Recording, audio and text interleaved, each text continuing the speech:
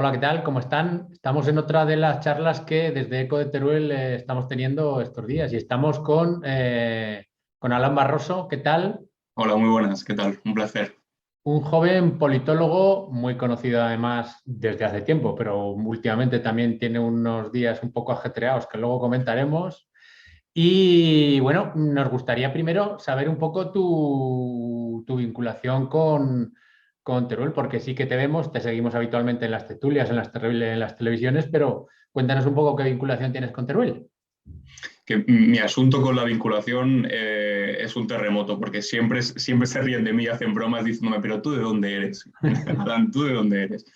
Mi vinculación con Teruel es por parte de abuelo, porque mi abuelo fue uno de tantos que, habiendo nacido en un pueblecillo de Teruel, de 300 habitantes tiene ahora, que se llama Valjunquera, está en el Matarraña, en los 60 se tuvo que ir a Barcelona a trabajar. Entonces ya mi familia entera nació en Barcelona, hija de la inmigración, pero y yo también nací en Barcelona en el 97, pero cuando yo tenía 5 añitos, mis padres hicieron una cosa un poco rara, que es la vuelta a los orígenes, y volvieron al pueblo del que había salido mi abuelo en los 60. Entonces volvimos a Valjunquera y me crié yo en el pueblo. Desde los 5 añitos me crié en Valjunquera, entre Valjunquera y Alcañiz, porque claro, Valjunquera es un pueblecito de 300 habitantes, pues tampoco hay todos los servicios necesarios y muchas veces, pues eso, me criabas entre Alcañiz, que es la ciudad más cercana, más grande, y el pueblo de Valjunquera. Así que esa es mi vinculación con Teruel.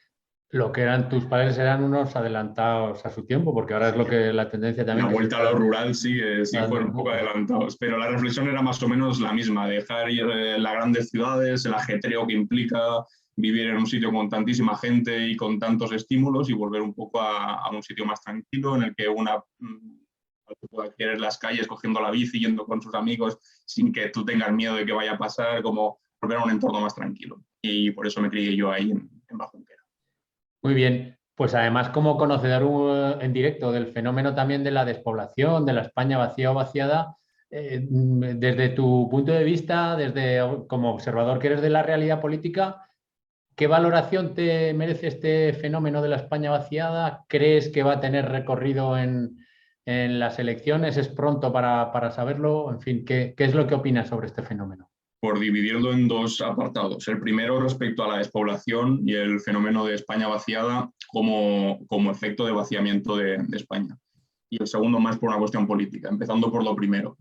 Hay muchos discursos políticos que hablan, y durante los últimos años los hemos sufrido un montón, que hablan de una supuesta destrucción de España. Y España se acaba, España la rompen. España no se rompe por Cataluña, por Euskadi o por los costados. España se está rompiendo por el interior, porque hay un montón de sitios dentro de España que están quedando sin gente, se están quedando sin servicios, se están quedando sin ningún tipo de posibilidad de que la vía se continúe en su interior. Hay una cosa muy curiosa y es medir la distancia. Medir la distancia ha dejado de ser útil medir la distancia en kilómetros, porque ¿qué está más cerca? ¿Madrid de mi pueblo de Teruel, de Valjunquera, o Madrid de Londres? De Madrid a Londres igual te plantas en menos de 2 horas con un avión, pero de Madrid a mi pueblo es imposible plantarte en 2 horas, es completamente imposible. Hay una distancia de kilómetros abismalmente más grande de Madrid a Londres, pero se llega muchísimo antes. ¿Cómo puede ser? ¿Cómo es posible que dentro de un país cueste más moverse que ir a una capital de un país que está a muchísimos kilómetros de Madrid, por ejemplo? Por eso ha dejado de tener sentido medir la distancia en kilómetros y merece más la pena medir la distancia en tiempo. Este es un fenómeno que se llama despoblación, que se llama vaciamiento y que está condenando no solamente al interior de España, sino al país en su conjunto a dejar de ser un país y simplemente ser un conjunto de grandes ciudades superpobladas y un montón de territorio vacío en el centro. Y yo creo que eso no es algo malo simplemente para nosotros, porque incluso para un madrileño que vive en una de las ciudades más masificadas que existe, no solamente en España, sino en Europa y en el mundo, también le debe sentar mal que sea la capital de un país que es un desierto, porque nadie quiere ser la capital de un país que es un desierto. En ese sentido, la despoblación me parece uno de los problemas más graves a los que se enfrenta nuestro país, y no a corto plazo, sino a largo plazo, porque esto es una cosa que va ocurriendo gotita a gotita y después andas en un escenario en el que el interior es prácticamente irrecuperable y en el que solo hay unas pocas ciudades que están prosperando. debido a esto, ha habido como una cierta... O sea, todos los problemas que son inatendidos, al final, de alguna u otra forma, acaban apareciendo en el día a día político. Y esto ha ocurrido. Se ha ido dejando de lado la España vaciada, se ha ido los servicios públicos, las oportunidades vitales han ido desapareciendo la España vaciada, y eso ha tenido una respuesta en términos políticos. En el 19, Teruel Existe dio la sorpresa, se presentó como agrupación de electores, consiguió ganar en la provincia y consiguió algo que a mí me pareció espectacular. De hecho, hice mi trabajo de fin de máster, lo dediqué al fenómeno Teruel Existe, porque era como una especie de fenómeno populista, pero entendido en el buen sentido del populismo. Es decir, incorporaba a gente que votaba a derecha y a izquierdas, y que por primera vez juntaban su voto para una misma cuestión, que en este caso era defenderse de un agravio frente al centralismo, frente a aquellos que no piensan en la España del interior, y entonces hubo como un recogimiento de voto de gente que había votado a Podemos, al Partido Socialista, al Partido Popular, a Ciudadanos, lo cogieron todo y consiguieron ganar las elecciones hablando de Teruel y diciendo Teruel Existe simplemente. Y me pareció un fenómeno súper interesante, que no sé cuánto recorrido en el tiempo tiene, pero que sí es, sin duda alguna, una gran llamada de atención. Respecto al resto de candidaturas, que ahora vamos a ver en Castilla y León, por ejemplo, cómo resiste la España vaciada y las candidaturas de la España vaciada en otras provincias, en este caso de Castilla y León, no sé cómo va a salir, no sé cuánto futuro tienen, va a ser sin duda alguna esto una toma de contacto. Lo que sí me preocupa es empezar a utilizar el Congreso de los Diputados como si fuese una Cámara territorial, porque no lo es. El Congreso de los Diputados no es la Cámara territorial, lo es el Senado. Lo que pasa es que tenemos un Senado que es disfuncional en cuanto a Cámara territorial. Lo que pasa es que estas candidaturas provinciales lo que están haciendo es utilizar el Congreso de los Diputados como Cámara territorial en ausencia de una Cámara territorial que de verdad funcione.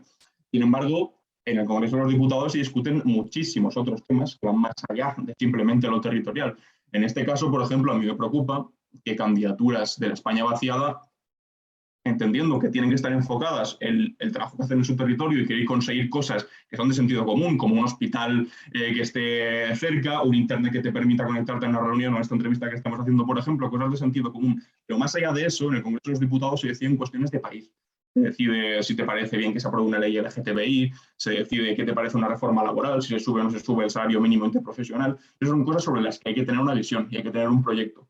Y me da miedo que en una visión demasiado ombliguista, completamente comprensible por otro lado, después de tanto abandono, esas cosas como que se olviden y solamente importe lo concreto, lo de ahora, y lo que no se vaya mucho más allá de 100 kilómetros a la redonda. Eso, pues, a nivel de España, a nivel del país en general...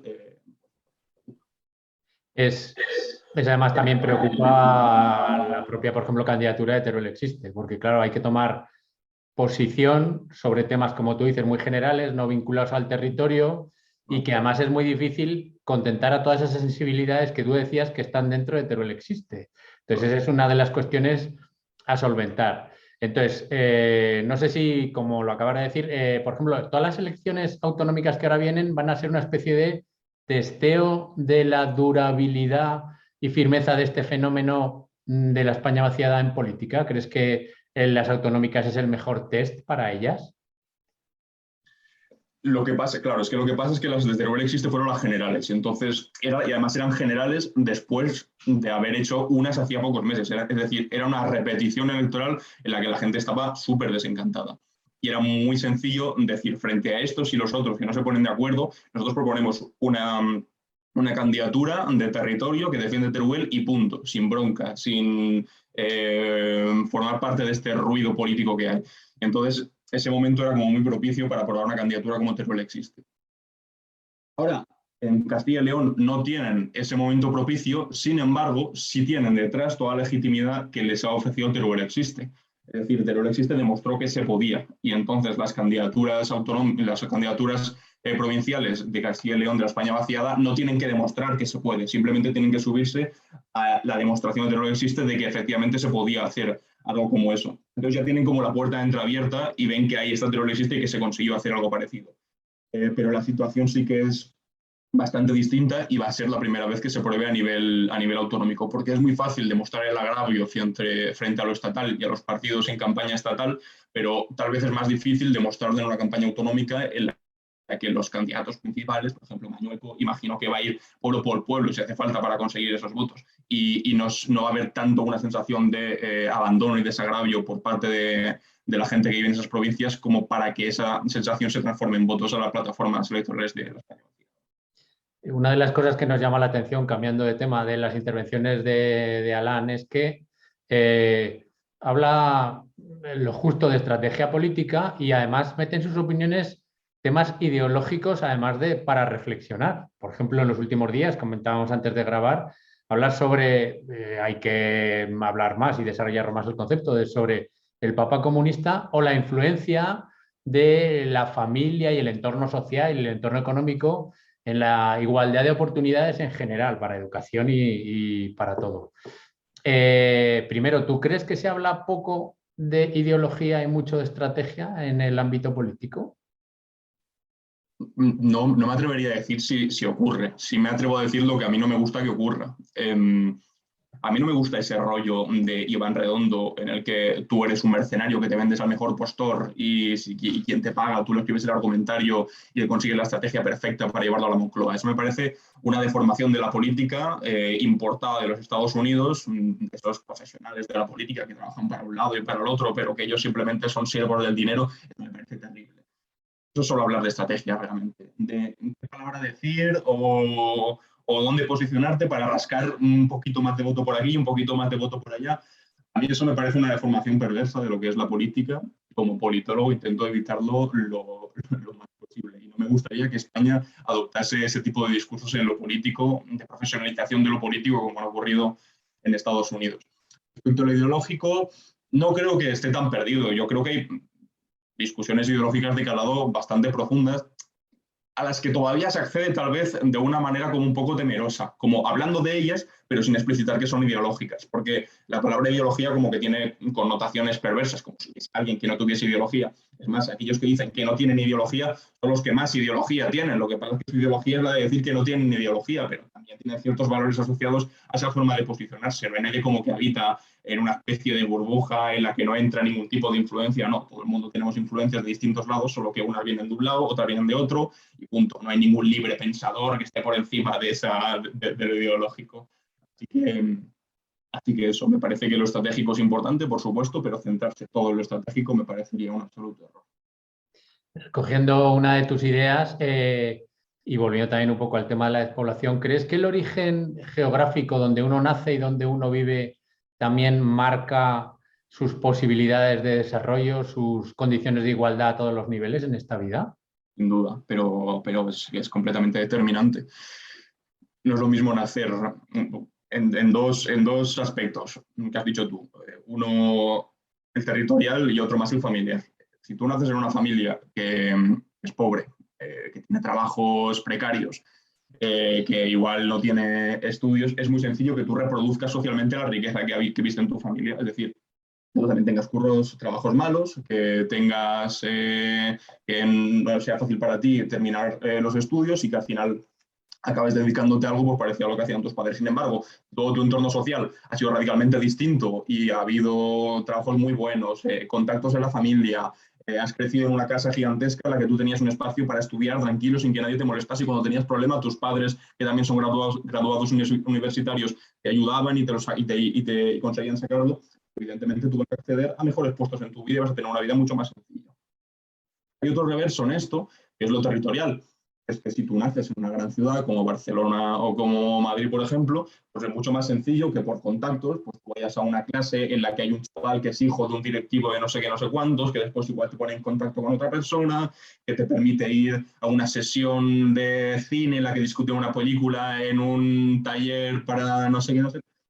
Te permite un montón de contactos, te permite un montón de estar cerca de donde ocurren las cosas. Si vives en un sitio como Teruel, por ejemplo, pues estás como mucho más apartado de ese tipo de espacios donde se deciden las cosas, donde se hacen los contactos y donde pues donde es fácil prosperar. Si tú te quedas, por ejemplo, en mi experiencia personal, yo viví en Teruel, viví en Baljunquera hasta los 17 años, pero a los 17 años acabé segundo de bachillerato, tuve que decidir qué hago con mi vida. Mi decisión fue irme a la universidad. ¿Pude quedarme a estudiar en la universidad? No, evidentemente no. ¿Eso que implicaba? Tener que irme a una gran ciudad. Yo elegí Barcelona por cercanía y porque tengo familiares. Eso ya implica tener que pagar un alquiler en Barcelona, por ejemplo. Entonces, aquella persona que nace en Teruel y quiere estudiar a Barcelona tiene que pagar un alquiler en Barcelona para poder vivir en Barcelona, mientras que aquel que ha nacido en Barcelona ya, pues vive en casa de sus padres, no tiene que hacer ese esfuerzo extra para poder vivir en esa gran ciudad y estudiar. Una cosa que yo no habría tenido acceso si no hubiese abandonado mi casa, si no hubiese dejado de vivir con mi familia y me hubiese ido pagando un alquiler a Barcelona. Así que evidentemente sí que en lo territorial hay sitios en los que es más fácil tener ciertas oportunidades y hay otros de los que directamente tienes que huir si quieres tener algún tipo de oportunidades, como fue mi caso en el caso de cuando tenía 17 años.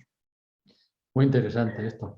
Bueno, Alan, muchas gracias por atendernos. Te volveremos a llamar, sobre todo cuando saques el libro que anuncias. No sé si más o menos lo tienes ya a punto de salir del horno. Está a punto de salir de mi ordenador, pero del horno editorial todavía le queda un poquillo, pero no demasiado. Así que yo encantado de venir para cuando salga. Bueno, pues muchas gracias, mucho ánimo en estos días de Twitter A y vosotros. seguiremos hablando. Gracias. Perfecto, adiós.